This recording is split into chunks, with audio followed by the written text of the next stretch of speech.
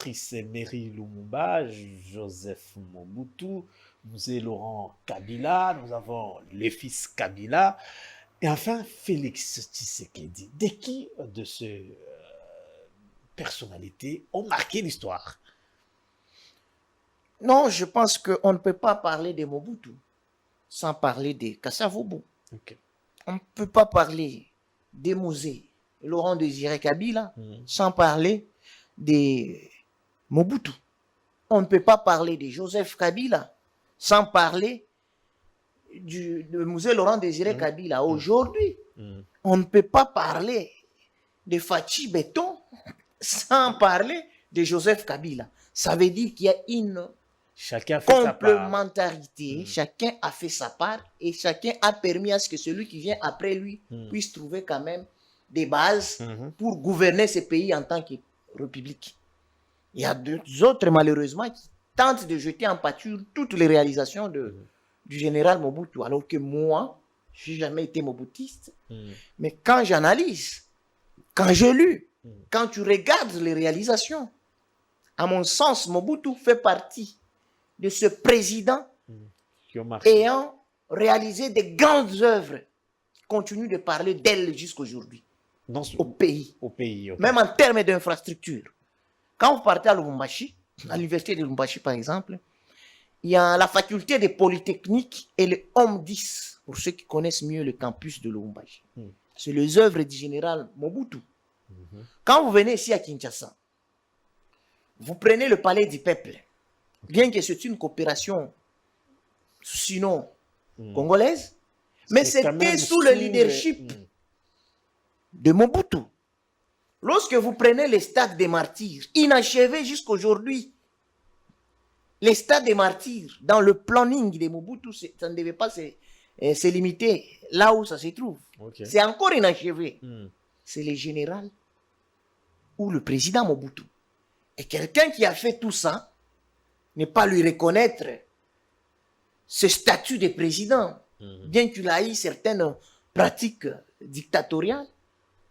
C'était la mode d'ailleurs. À l'époque, c'était la mode pour être vraiment senti qu'on est président. Il fallait être un tout petit peu dictateur.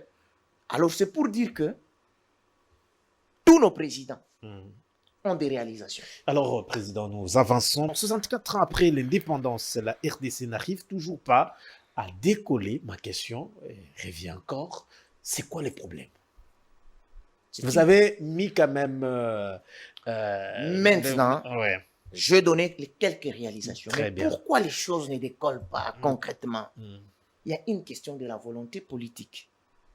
La RDC, depuis 64 ans, ne décolle pas. C'est pas comme Kabila avait dit, il manquait des hommes qu'il fallait à la place qu'il faut. Tout ça se résume dans la volonté politique.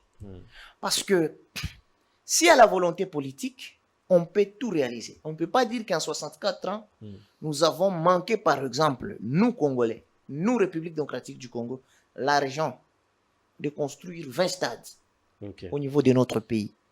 Nous avons manqué l'argent de relier toute la province, c'est-à-dire la nationale numéro 1, par exemple, de Kasumbalesa à Kamina, en passant par les Kasaï jusqu'à Kinshasa.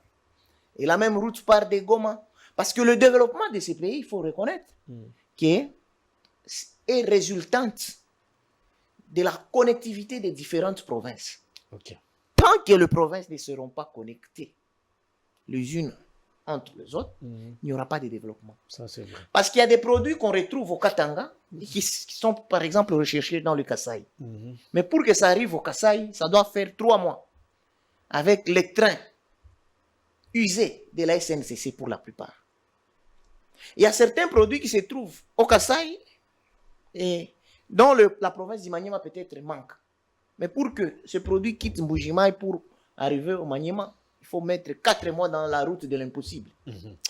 Alors c'est la volonté politique. D'où il y a l'urgence, avec le nouveau régime, le nouveau président, d'axer toute son énergie sur la connectivité de province. Parce qu'on parle des 64 ans après l'indépendance, vous avez cité qu'est-ce qui n'a pas ce qui n'a pas totalement marché et nous espérons qu'avec l'actuel régime, on prend le deuxième point, c'est les régimes.